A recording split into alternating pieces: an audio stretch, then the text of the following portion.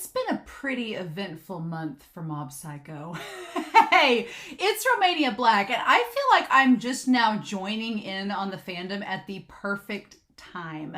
Because I'll be honest, I've been recording these episodes a little bit early. One, because I love this series and I can't stop myself. So it's like, it's the first series I've been like, I really want to binge. And I feel like I can do that. So as I incorporate your comments, if I see them that I like, they may be like episodes behind. So I'm sorry about that. But I've binged the series. And two, there's been so much in the Discord and on social media happening with Mob Psycho that I feel like I need to record ahead so I can incorporate it in and not be like a 30-minute introduction. Because last week, it was when Twitter was abuzz. Reagan was like, he'd already won top twink. He was now top DILF. And then things have just exploded since then. It's gotten out of hand. It's gotten out of hand to the point, y'all, to the point where not only, and I'll show you guys up here on the screen, not only has it been brought to my attention that I can Google internet sex symbol and Reagan Arataka like is a primary response. Not only is there that, but the Twitter polls just went crazy. People were just adding Reagan in for no reason. Totally underqualified, but he won the poll anyway. Top DILF, won it. Is he a dad? No. Top twink, I mean, I don't know enough about him yet, but I'm gonna assume, okay, maybe.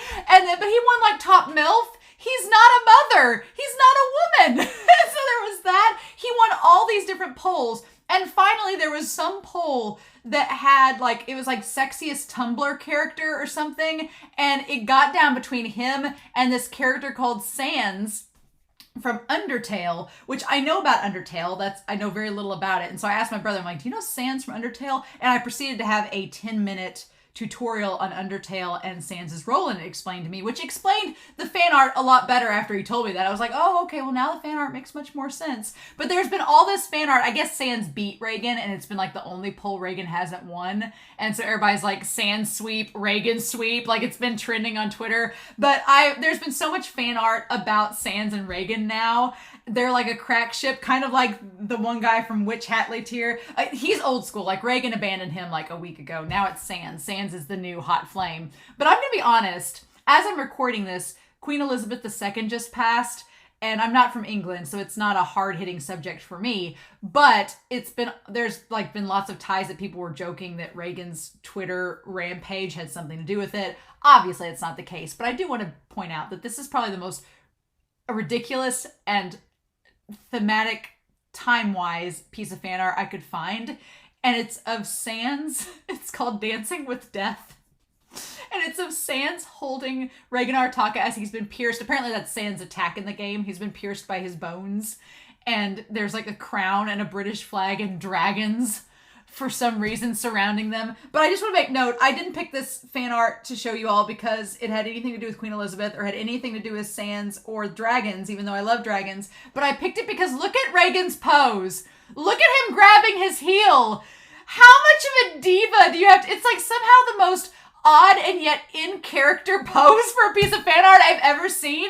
I laughed for a solid 30 seconds on that. I was like, nope, I'm going to show y'all in the next reaction I do for Mob Psycho, and that's going to be it. So there's been that, but there's also been in the Discord some really nice, wholesome fan art. Like, yes, there has been sexy Reagan with the chair.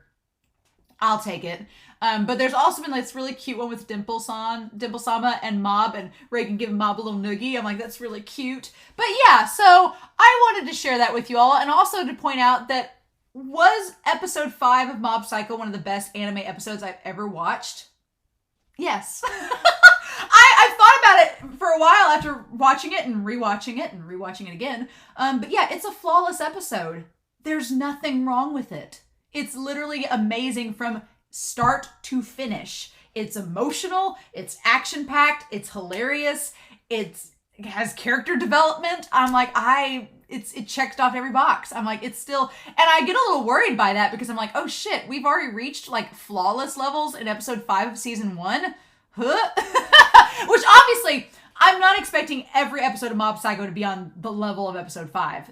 That would be insanity. I'm not expecting it to all be on that level. It's peaks and valleys, you know? It's going to have its highs and lows. But this show is setting the bar really high, really early. So That's another reason why I've had to kind of binge this series, because I'm like, I really want to see what's going to happen next, especially with Ritsu. With these comments that I have, it's going to kind of tie into that with Ritsu. But the idea of Ritsu being the concerned brother and being the brother that wants to watch over, because Ritsu knows. He knows that Mob is not good with social cues. He knows that Mob has trouble sometimes with making friends. And so Ritsu, he understands that, but he loves his brother and he wants to protect him and help him. And so when he sees this thing on the news, he's like, something's going down my brother and I'm not having it. It probably means that somebody got him to that point and I'm not having it. So I'm like, ooh. So yeah, that's mainly why I wanted to watch the episode, to see what Ritsu's going to do and to see where we go to from there. But I do have a few comments before we begin. Freed Eagle talked about how reading the air is Japan's version of kind of reading the room and understanding. And a lot of you in the comments were talking about the get a clue culture, especially those that have autism markers. And I was like, that was all really good to know. I'm glad you all shared that. D-Chin, I have maybe made this mistake. D-Chin was like, you keep saying that Mob's telepathic, but he's not. He's telekinetic and he's psychic. And I'm like, yes. I do make that mistake sometimes, so I do apologize. If I ever say that Mob is telepathic, please note that what I mean is he's telekinetic or psychic. I know he can't read minds. If he did, that would solve all his problems, right? Then he'd be able to socially be fine with everybody, but he can't. That's kind of the issue. So I mean there, I just did it. I mean telekinetic or psychic. So if I say telepathic, know that I know that that's not the case. Otherwise, Mob wouldn't have any problems. He would be Mr. Popular, right? Because he'd be able to read minds. You know, we go through from there. And then finally, Anna Kairuin talked about Reagan. This point from episode 4 was really, really good. And I'm glad you brought this up, because I had not really taken into consideration how these words are different. But Reagan says to Mob, you are the protagonist of your world. And Teru says, I'm the protagonist of this world. And I love that Anna pointed out that that's a very stark difference. They sound similar, but they're not, because what Reagan is telling Mob is, he's like, you can control yourself. You can't control the rest of the world, but you can be in control of yourself, right? And that you can control those issues that are tied to your own experience. Teru is like, I'm in control of everybody. I can control everything around me. And it's a much more conceited, kind of selfish, egotistical worldview than Mob's. So I'm like, man, for a con artist, Reagan, you're saying some good things. Maybe I can see why people like you, Trash King. Maybe. So yeah, I'm pretty excited about this episode. I can see what's going to happen. But yeah. So thank you all for the comments. Thank you for the kind words. I hope you're enjoying the experience of Mob Psycho 100 as I am. I feel like I've come to this fandom at the perfect time. So I'm so excited. So let's not waste any more time, shall we? We are going to start Mob Psycho 100, episode 6. We're halfway through the season, baby. Let's see what's going to happen here. In 3, 2, 1, and let's go.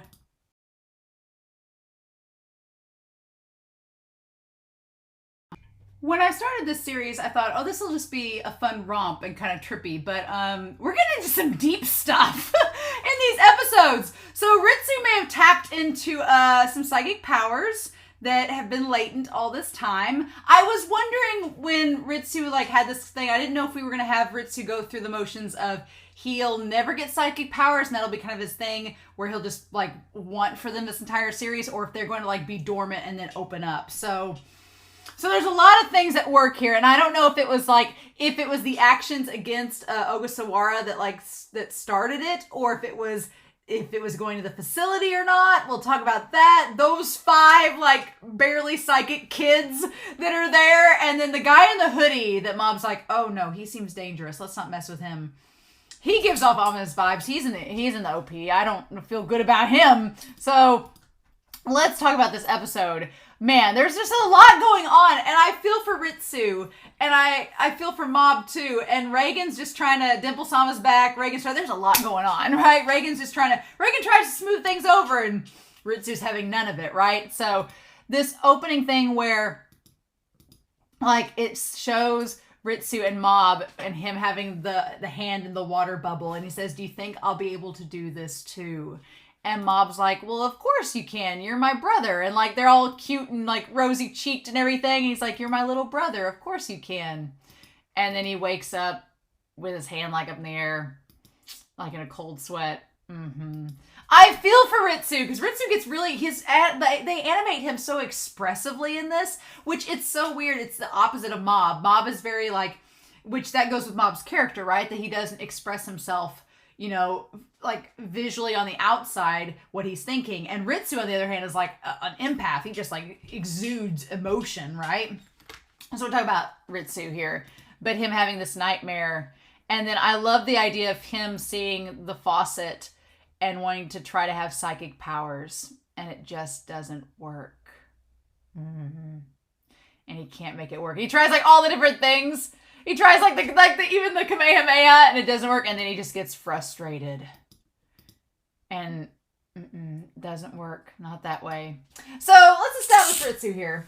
So things about Ritsu and what we've been told about him. So as a child, we'll start out that Mob said he would be psychic. So it's something that he has been told is a possibility since he was a kid. And Mob's been able to do this, so why not him? The parents don't seem like they're able to have psychic powers, so it's kind of like an oddity, right? But we'll see, right? So then let me look on here. So the episode is called Discord, to become one. I find it funny we were talking about Discord, but yeah, that Discord, that community, like channeling together to become one. So it's like to become a psychic. Basically, Ritsu's becoming one, but also to connect with others. That's like what this episode's kind of about. He tries like to get connected up with the other psychic kids. The seance, Hitoshi. I've missed Reagan. I've really missed Reagan in this, and I've been lamenting that we hadn't seen him very much. We see him in this episode, and it's glorious. I love that Mob's just sitting in the back being like Mob, I like that Mob establishes a few things here. So we got Mob. We'll put him right here. All right. And then we have Reagan, which we'll put Reagan right here. And I like that Mob establishes that Reagan is spiritual. Spiritual, not psychic, spiritual. And I like that Tome-chan, she's like, what's the difference? Like, that seems like it's, like, what are you talking about? But they're doing this seance. And I just love that he has the tubs of water and the candles and the little wreath over his head. What the hell, Reagan? Oh my God. And he just he zones out and then becomes the dad. And I like that Mob's like paying attention. So you're like, Mob, you see through this bullshit, right? But Mob's very accepting of Reagan and trusts him. So no. He's like, is that you, Dad? And then I like that Reagan's like, it's a sham, but yeah, we'll make this work. He even alters his voice to try to make it sound like an old man. Oh my God. He's like, I never thought they would come see your face again. Oh my gosh, Reagan. And so he's like, you learned Japanese. When did you learn to speak Japanese so well?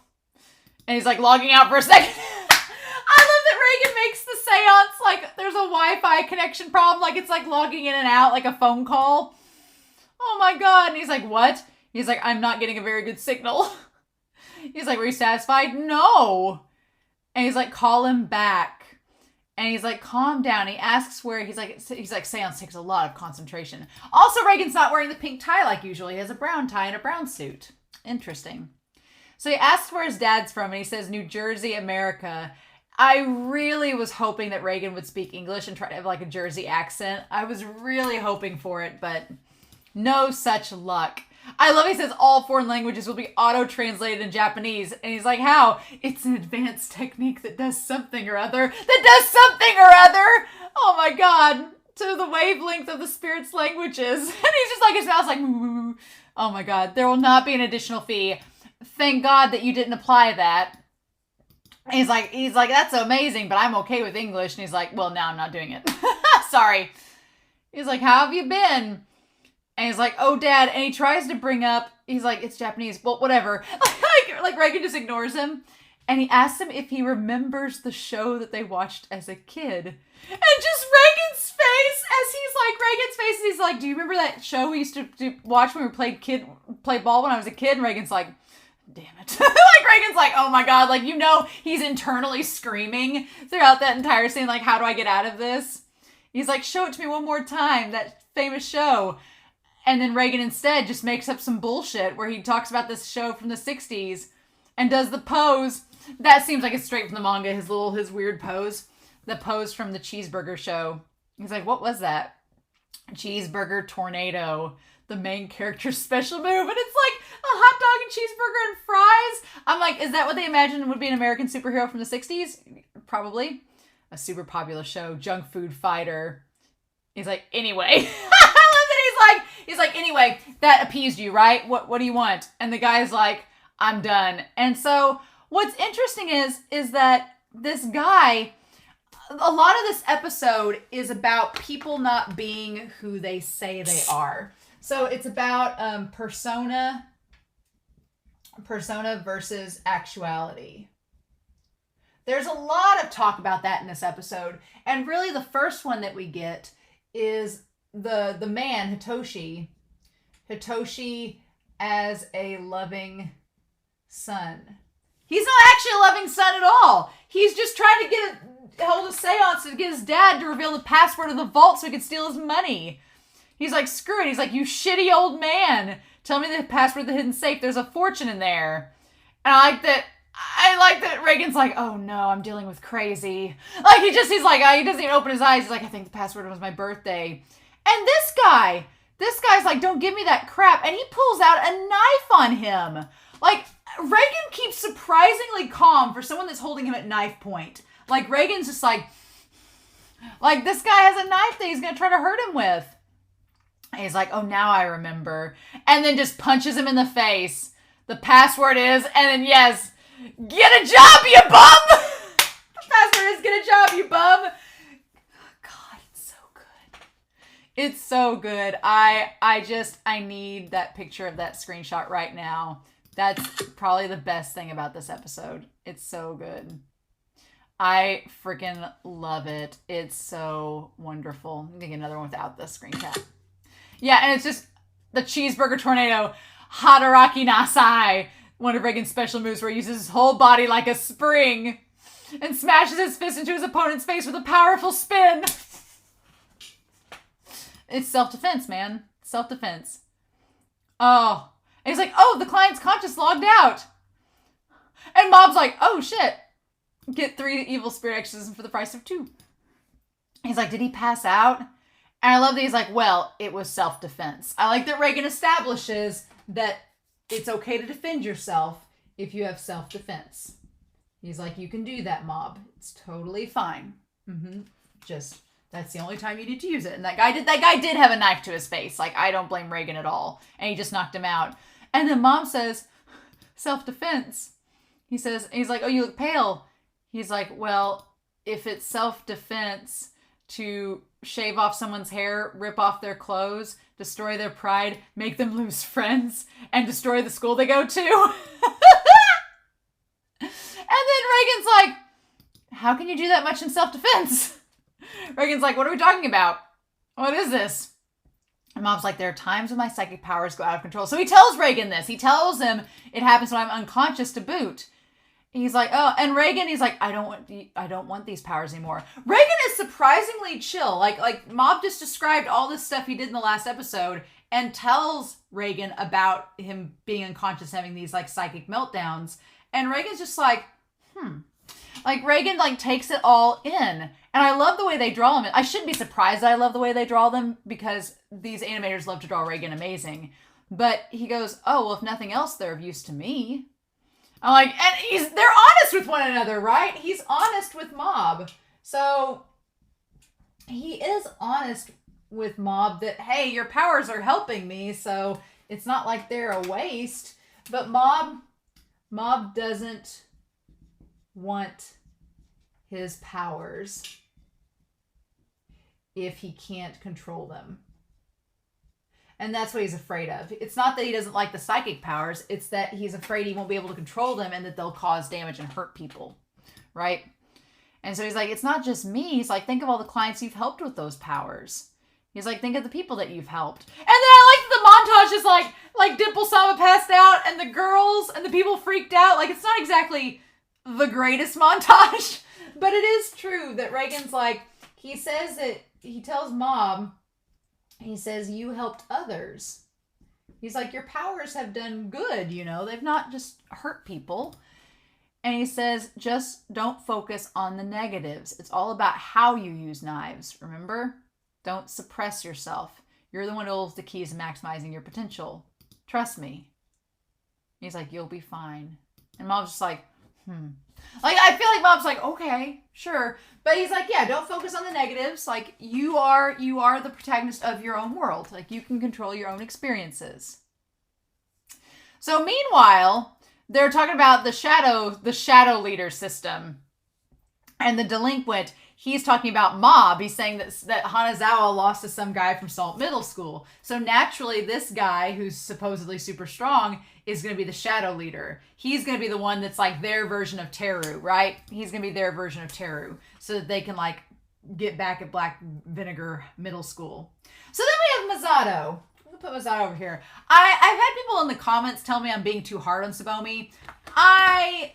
Look, here's the thing. I'm probably going to change my opinions about characters a lot in this show, especially as we get to know them more and we get more things revealed about them.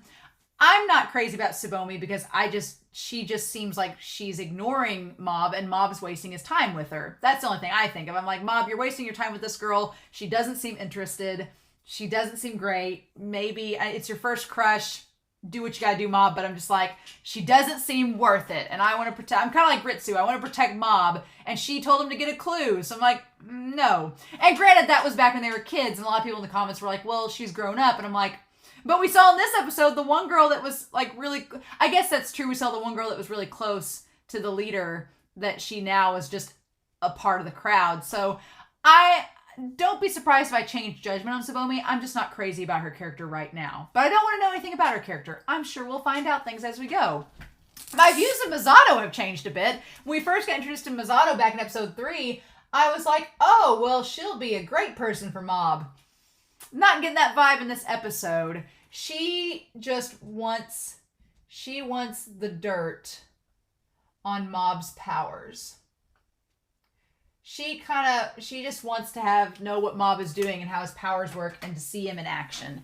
That's kind of how she wants. She's kind of like, not like Reagan, but and not that she wants to take advantage of Mob, but she's not as, I don't know, she's not as supportive as I thought she was initially. So she narrows it down that it's Mob that caused the stuff at Black Vinegar Middle School. And she says there was a kid there and she determines they had an Esper battle, right? And so Tomei-chan, she wants to use Mob. Tomei wants to find other Espers too. Now, Tomei's reasoning is simply because she wants to like go find aliens with them, right? And so now I will give Masato this. Masato at least wants to talk to Mob and like have him open up to her. It's not, she's kind of weird about it, but at least it's not like, at least she's talking to Mob and kind of being his friend. Tomei too, at least Tomei's hanging out with him, right? And he's like, Mob's like, I don't know about her. And then Tomei-chan, I love it. He's like, do you mean this wasn't the work of aliens? And so she just wants to find an Esper that can help her like prove that aliens exist. And he's like, okay. And then she says that they're going to go on a date. And Mob's like, and we find out that Mob's only met one other Esper, which is Teru. So Teru is the only other Esper he's met so far. I wonder when he sees Ritsu again if he's going to notice that he's got some psychic like stuff around him, because he says Reagan doesn't have any, right? She's like, what about your master? And he's like, oh. And I love that line of the image of Reagan with the sun and all the beams coming off of it. I'm sure that's been memed. He's like, I don't sense anything from my master.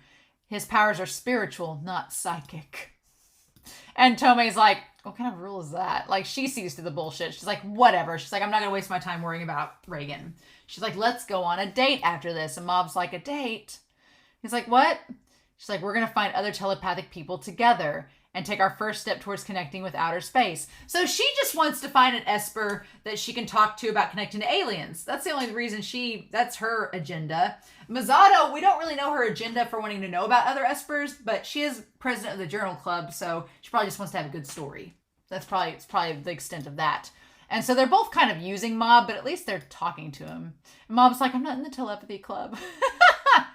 And so Goda, freaking Goda. Let's talk about him real quick. I love Goda.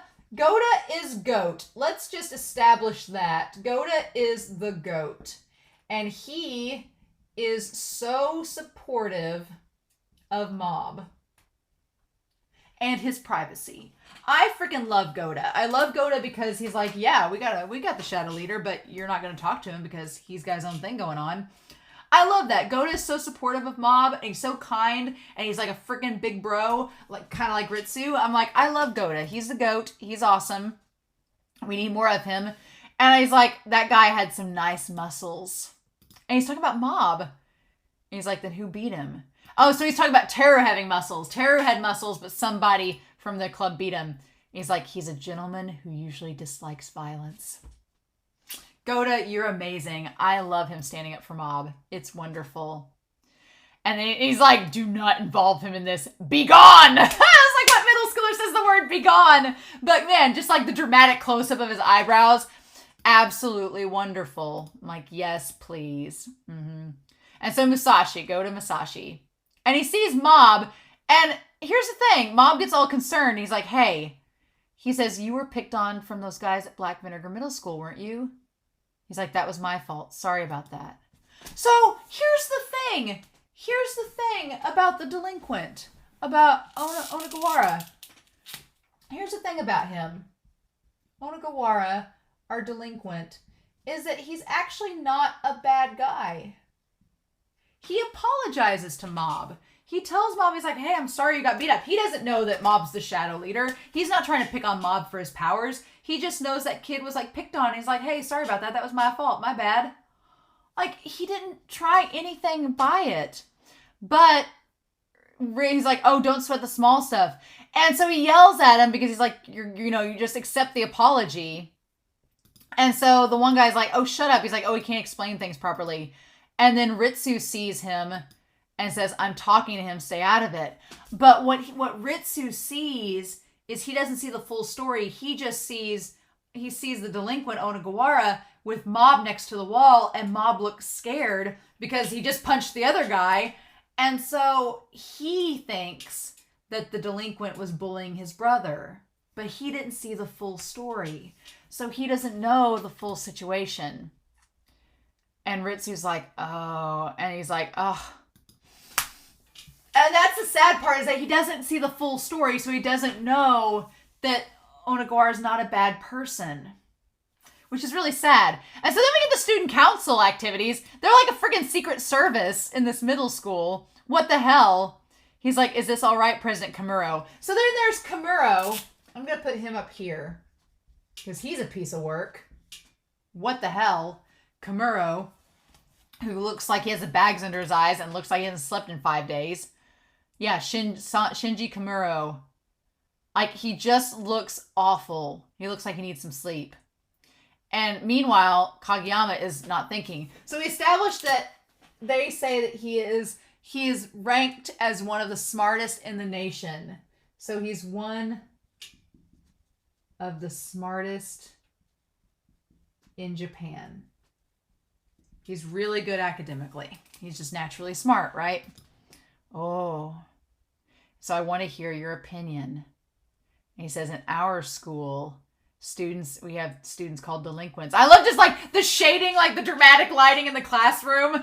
And it's just like, it just looks like a press meeting, a council meeting. And he's like, I think if the delinquents were reprimanded, we'd be able to create a peaceful school. So he makes this statement that he wants to create a peaceful environment for Mob. He kind of puts on the persona of like, oh, it's for the school, but really he wants everybody to leave his brother alone. He wants his brother to be safe, right? And so the president's like, oh, peaceful school, huh? So basically, they're like, if they discipline the delinquents, that's what'll happen. And he's like, I have to make it a comfortable environment for my brother. And so the thing of it is Ritsu loves Mob. He loves Mob as his brother a lot, but he laments the fact that he doesn't have psychic powers himself, and that he kind of gets mad that he's jealous of Mob because Mob has these powers. And I think that there's some part of Ritsu that wishes that if he had these powers, he could protect his brother more, right? So then this shady guy comes up. This shady guy, any guy that comes up to you in red pants and a vibrant multi-pattern shirt, just walk away. Just walk away. Nope. So Mitsura Kenji, the Awakening Lab. So we have the Awakening Lab. The Awakening Lab with Kenji, and it's Mitsura. Okay. These are my credentials, as he has this red card. He's like, Awakening Lab. He's like, what do you think, Kageyama-kun? And why not try to amplify your psychic powers at my research facility? Yeah, anybody with an outfit on like that, just walk away. Don't do it. And so, but here's the thing. He says that he got him confused with his brother Mob. I don't know if he did or not. I'm not sure if he did get him confused with Mob. I'm not so sure. I don't know. So he's mad. He gets mad. There's a number of reasons why Ritsu is mad. And one is that he is confused for Mob. That's one thing that he gets mad about, that him and his brother are mixed up, and that they're not viewed as their own individual people that can be separated. And then we cut straight from Ritsu to Mob, and they do look similar, but they definitely do look different. And he's like, oh, Tome-san, that person. And it's like, oh, is that an Esper? And he's like, no, I just thought he had a very unique hairstyle. I love that Tome's so, like, amped to find another Esper, and Mob's just like, no, I just thought that guy was cool. It's so sweet. And she's like, oh, you're right. Now... At first I was like, oh, you're being nice. But then she like bumps him on the head. And she's like, stop fooling around. He's like, I'm being serious. So in any case, we go to... So he's like... Oh, and then he sees Vice President Tokugawa. So Vice President Tokugawa he sees. And Tokugawa, he's kind of a little bitch. Right? He's like, loitering, huh? So I want to put him up here in that Tokugawa... I get the distinct impression that he is jealous of Ritsu. Because he's like, he gets onto him, he's like, oh, you're loitering here, huh? And I'm like, he's just standing, he's like, I guess even people like you feel like doing that at times. I'm like, he's just standing at a stoplight. Like, what the hell? He's like, I'm a normal middle school student you can find anywhere. Totally simple and normal. And he's like, you won't find a totally normal and simple middle schooler anywhere. So he's basically saying that, like, no one is simple or normal. Like, that's just not a thing. And so one of the things that Ritsu gets done is that he wants to be normal, but not really. He puts on this air that he wants to be normal. He puts on this persona that he's just a normal, average guy, and that's all he wants. But that's not what he wants. He wants to be a psychic. And he can't have that, so he thinks he has to force himself to think that he needs to be normal. And he's like, whatever reason, you want to be one, and you're trying to act the part. You're just trying to act it. And he's like, I don't know if I understand what you're saying. And he's like, despite having abilities that get you the center of attention, you try to play the minor role and let others have the spotlight. So that's the thing, too. Like, him and Mob both, there's this really cool dynamic that gets pointed out, is that you have a knack for being the center of attention, and you try to hide that, which is exactly what Mob does. Mob has these psychic powers, but he like lets Reagan take the spotlight or let somebody else do it because he doesn't want to stand out. Mob wants to be normal. That's the thing. Mob, I love this. Mob wants to be more than his powers. Maybe not normal necessarily, but he wants to be more than his psychic powers. Ritsu just wants to have psychic powers, to have that option, right? And then when he says the line there and the light turns green and he starts like, don't try to act like your brother. And that gets Ritsu. Oh my God, that face. Oh, I love the line work in this episode where like shades over their face. It's so good. But yeah, the vice president's like, you're not your brother. Stop trying to be like him. Your brother tries to be normal, but we all know he has psychic powers. You're not him. So why are you trying to be like him? Oh, and Kageyama. Ritsu just gets so mad, and him crumpling the ticket. And as he crumples the ticket, poor Mob, he falls down, but Mob's getting faster. He's catching up to them, poor guy. He's like got the blood on his face. Oh, he's like, I'm fine. Oh, I have literally face planted before too, and can attest that sucks. And I love that Gota's like, you're building up some stamina. You're doing good, kid. Mob's progress towards Mob's explosion, 4%, but they're all like, let's go. I will never get over how amazing the Body Improvement Club is. They are my heart and my soul, and I love them. They're wonderful. But yeah, so Mob's doing great, doing the best that he can. And then Kageyama-kun decides to go and see the Awakening Lab. And just like in episode 3, like what you think it's gonna be, it's like the trippiest, weirdest stuff ever. And it's just like, he's like, Fortress, what does it say? Fortress seasoning? Oh my god, Fortress seasoning. That doesn't sound ominous at all. Interesting. He's like, oh, you came. He's like, there's no research facility here. You lied. He's like, oh, just come on in. Again, why'd you follow him down there? And so they have this underground lab with all these computers and monitors and people just standing around looking like scientists. Like, what is happening? And he's like, I bought an apartment complex and remodeled it. I've hired frontrunners in neuroscience and engineering. And we do research here. And the Esper kids are on the floor above us. And so I love that Kageyama's like, oh, there's others above. And he's like, there are other people just like you. And Ritsu's just like he's such an edgelord. He is. He's just like, people that are just like me, except they're not. Right? Oh my god, like he's like, these people like Mob. And god, the contrast between Mob and Ritsu in this episode are really good, like the cuts from one to one. But Mob says there, and she's like, oh, another guy with a weird haircut. And he's like, that's an adult Esper. But then I love that it all goes black, and we see the guy in the hoodie. What's this feeling? It's kind of sickening. So it's all fun and games till we see an adult Esper, and that guy looks scary, so no. The way that it all goes to black, though, it's so freaky. So the adult Esper that is in the OP that we don't know.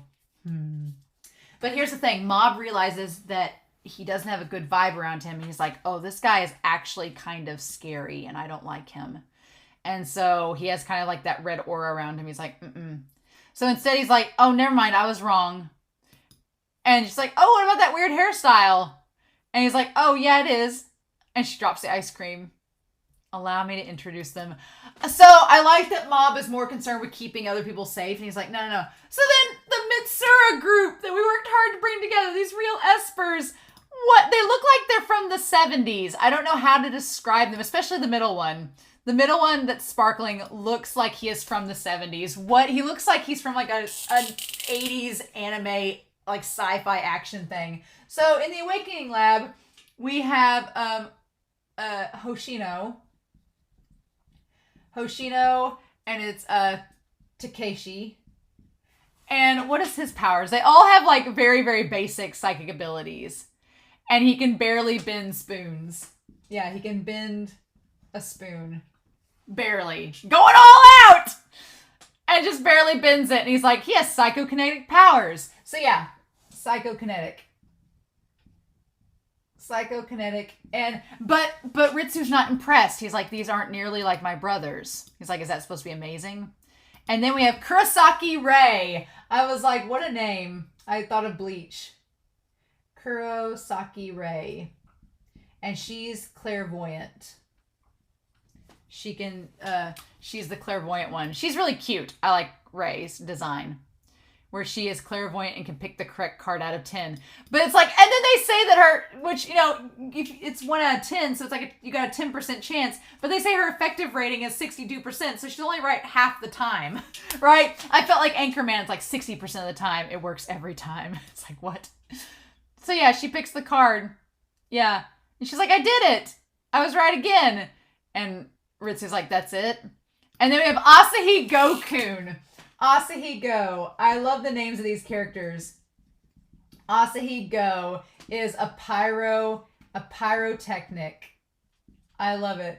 Which, granted, he can make a little flame, but Ritsu's not impressed. He's like, that's nothing. He's like, you might as well just have a Bic lighter, right? My pyrokinesis. I love that he looks like a Pokemon gym leader. It's great. Oh. And he's like, oh, it went out. And he's like, he uses pyrokinesis. And it's like, oh, like Ritsu. And then we have the Shiratori twins, Daichi and Kaido. So we have Daichi and Kaido Shiratori.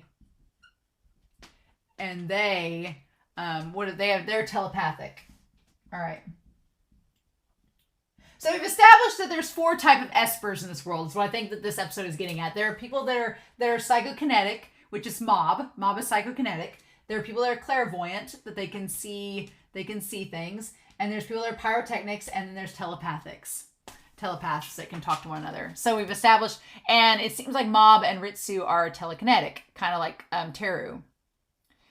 And so it's like a less useful than email. So Ritsu's just not impressed by any of them. He doesn't think they're nearly on Mob's level. And they tell him to be nice to them. I do like the Neon Genesis ball there with the angel eye in the corner there. That's a nice little touch. I like that. It's fun. And like, did Mitsuru-san do something to you? And he's like, well, that's rather rude. And he says, don't worry. The old man's just fascinated with psychic powers. And so, yeah, because Ritsu's wondering, he's like, did he like experiment with y'all? That's where I thought it was headed, that they were like all experimenting on. I thought Ritsu coming here was going to be the thing that awakens him, which I think it is, but not in the way that we think it's going to be. And so he says, I'm the son of a wealthy family, but I'm not anyone special. So Mitsuru on here, he is just a wealthy, average person who wanted psychic powers like Ritsu. He just had influence, but he wasn't special in any way. He's like, I wanted psychic powers of my own. And so he says, I don't believe in doing anything to make advancements in society or science. I love that that's his conviction. His conviction is he's helping no one but himself. And he's so proud and fine with that, right? You think that he's doing this for like society. No, he's doing this for himself. He's like, I don't believe in doing anything for any of them. I just want to become an esper myself. And so I made a research facility.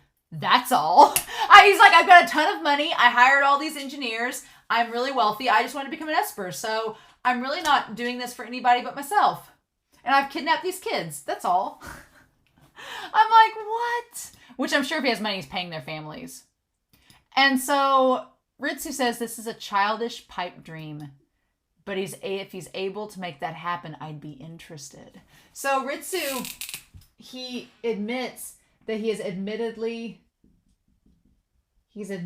selfish. He just wants those powers for himself. And he's like, if this crazy coot can make it happen, I'll do it. But I always wanted to raise my standards. And he does that fist clench. So he's like, I always want to raise my standards. And this is not exactly that. So then the Kamuro home. What the fudge? So this scene is like crazy. Kamuro goes home. If you look at the way the steps are in this scene, they're so steep and they go up so like they just don't look. They look naturally very unsteep. Like when I lived with my parents, I like the steps to my room. I lived in the attic, and so my bedroom was like in the attic of the house, and it was like the steps were so steep going up. I imagine that's kind of a similar situation here. But the mom for Kamuro is already like, don't fool around too much, like judging him. And he's just he's like always on edge, right? And he's like, Nissan was a student council president too. And she's like, but Takyu was good in his studies. I'm like, this dude still lives at home. What right do you have to get on to him? And she's like, I'm embarrassed, Shinji. You didn't score a standardized score of 70 yet? Are you really my younger brother? You suck at violin, drawing, calligraphy, and have no talent. So you became the student council president, right? Like his brother. So Kamuro kind of is in the opposite boat of Ritsu, right? Kamuro, he's in his brother's shadow. and has no special talent. But I'm like, Ritsu, you do have a special talent. You're like super smart and popular and athletic. You're everything that Mob doesn't have. So you do, it's kind of like Ritsu is in the opposite of the brother's shadow in the weirdest of ways. Like Kamuro is in his brother's shadow, like to an extreme. Whereas Ritsu's like kind of the opposite. Like Mob's kind of in Ritsu's shadow, right? But the thing that Ritsu kind of laments is that Mob has something to make him his own. He's like, I don't have anything. But it's like, but you do.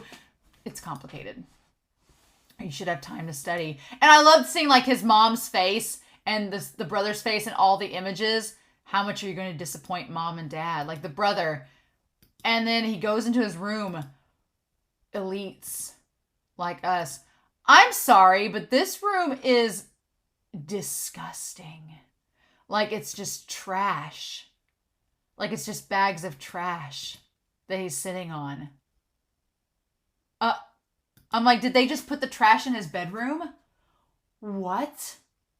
That part was disturbing. Like the trash, that he's just like trash in his room.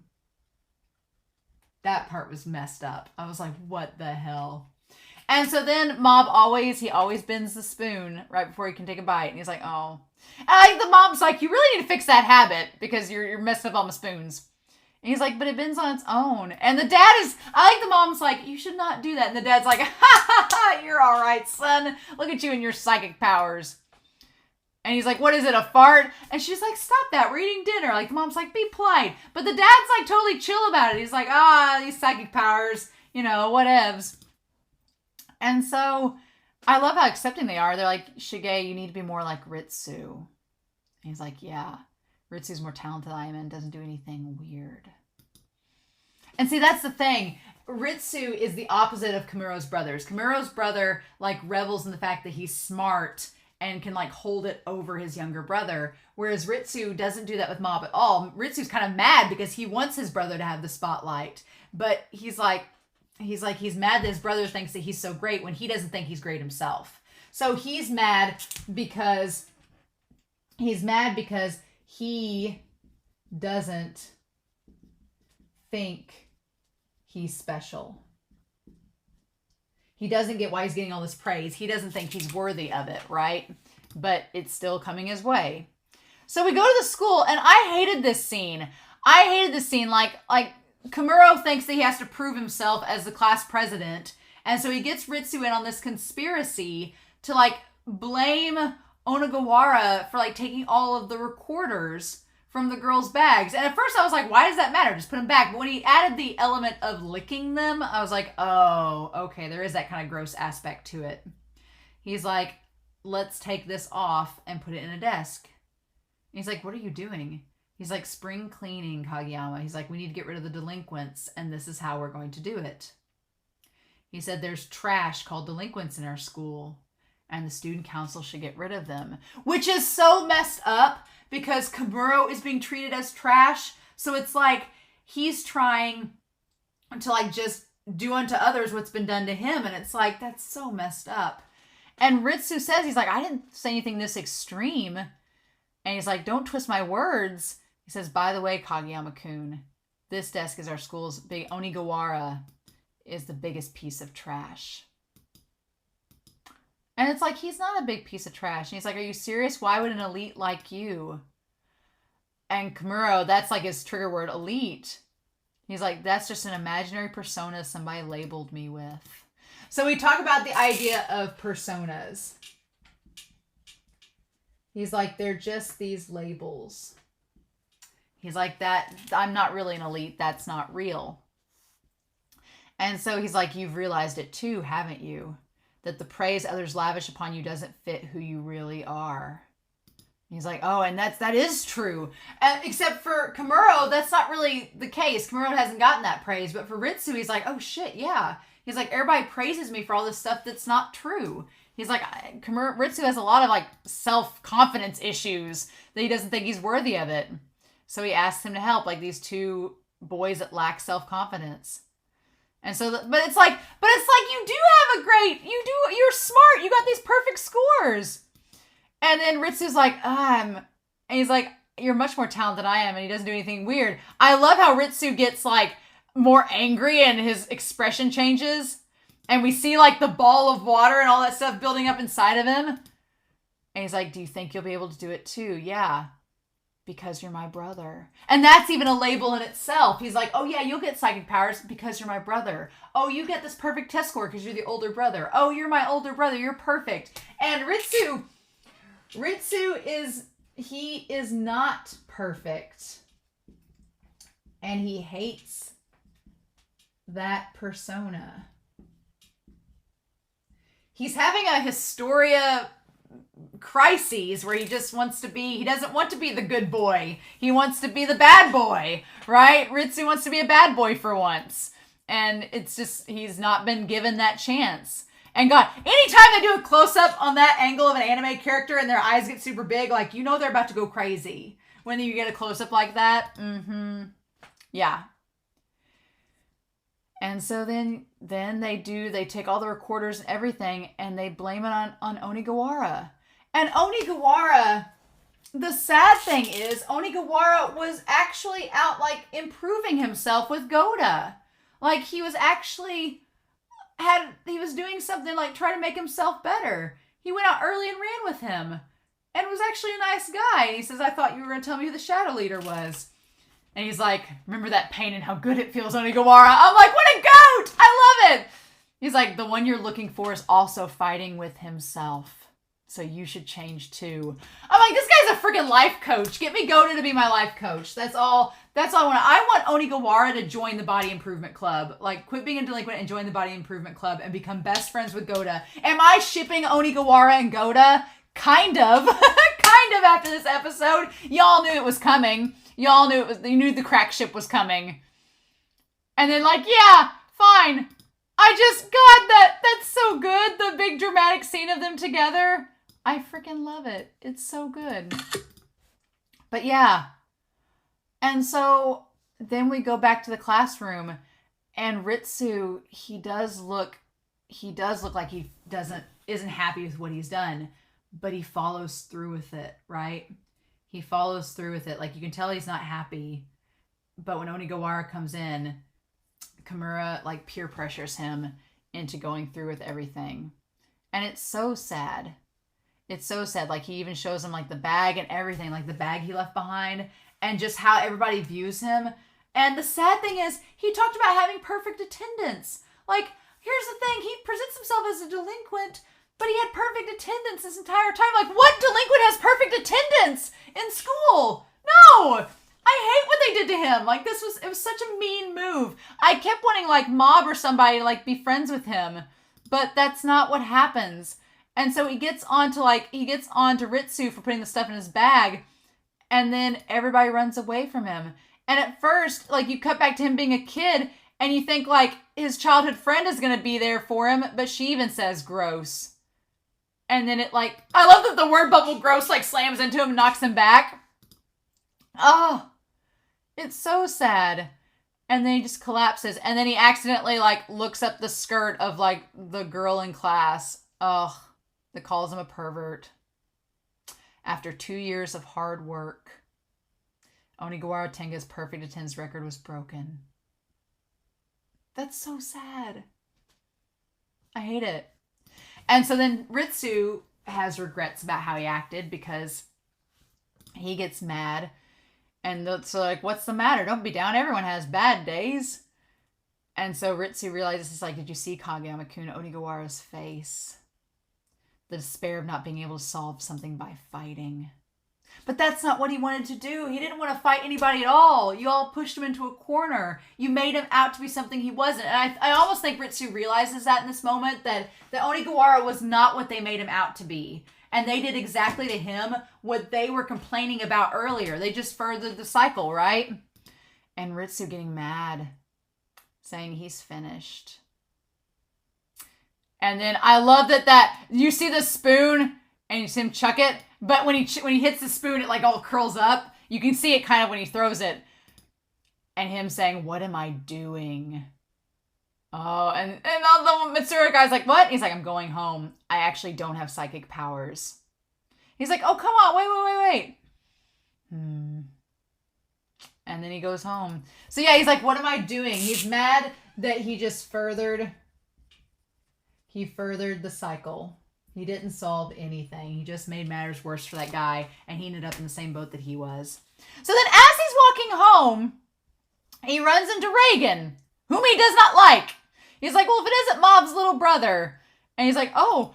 Now, granted, Reagan has no clue what Ritsu has been through these last few days. Reagan has no idea. He's just trying to be like, oh, there's Mob's big little brother.